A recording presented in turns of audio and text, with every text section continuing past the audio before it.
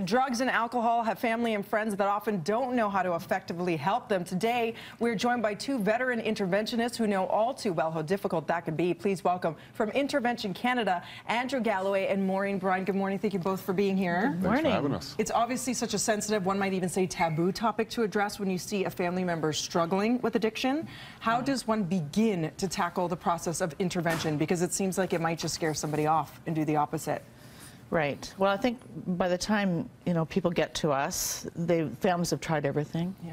Tried to talk to them, tried to try all kinds of techniques to get them to do something. But usually by the time a family gets to us, they're desperate. Interventions are a last resort. Yeah. And you've battled and struggled with addiction yourself. Does that give you, do you find even more insight into their plight? I think it helps with the alliance with the person that we're intervening on. If they know that I've struggled, I think that initial contact makes a difference. Mm-hmm. But after 15, 20 minutes, Maureen would do the same as I would do. Yeah. So how would that work if a family member is watching right now and thinking, I know somebody in need of your help? First of all, you are still available, even though you're hosting the show, to help family members. Right. So how does that work, that process? I can be reached at Maureen Brine and Associates Limited. So if a family member would contact me, and Andrew is... I'm at the Edgewood Health Network. Right. Which is a national network across Canada. So would you pick a place that they consider of comfort? Would it be someone's home?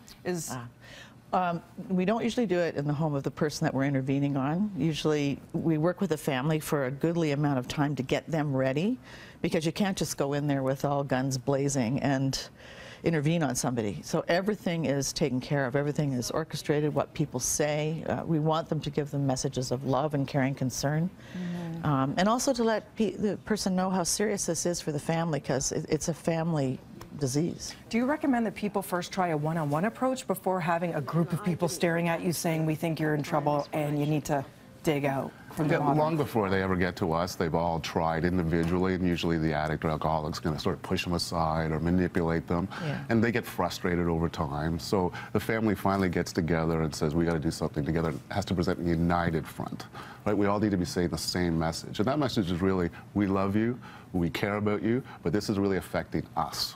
Addicts always think we're the only ones hurting ourselves. Don't worry about me, I'm not hurting anybody, it's okay, it's okay.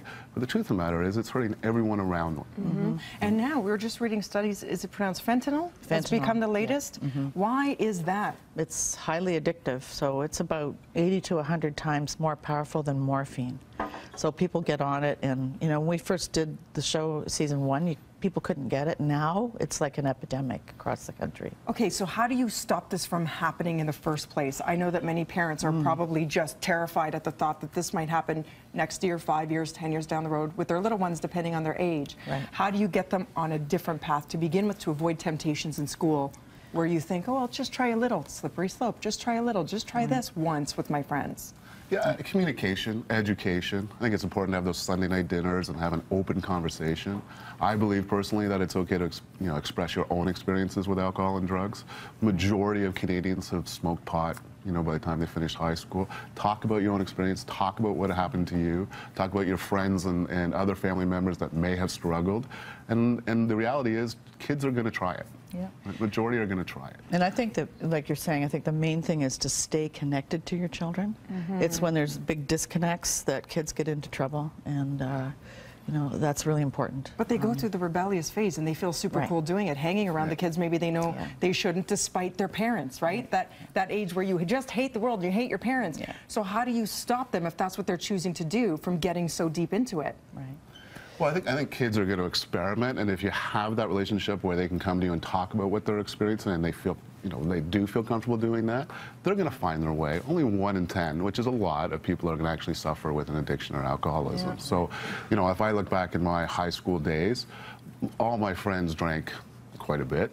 But once we got to that 22, 23, 24, people started going to work, people had jobs, they had families starting, stuff like that, and it decreased. Unfortunately for me, it didn't. It kept escalating, and maybe a couple of others too. We tend to find like-minded individuals to hang out with, people that are into it as well. So, if they are in a group that everyone's doing it, most likely they're going to do it. You're living proof, though. If you want to change, that's when it will come, and you can succeed and thrive, not just survive. Thank you both so much. For more information, breakfasttelevision.ca. We'll be back. More BT after this. Thank you. Oh, God, it's so important.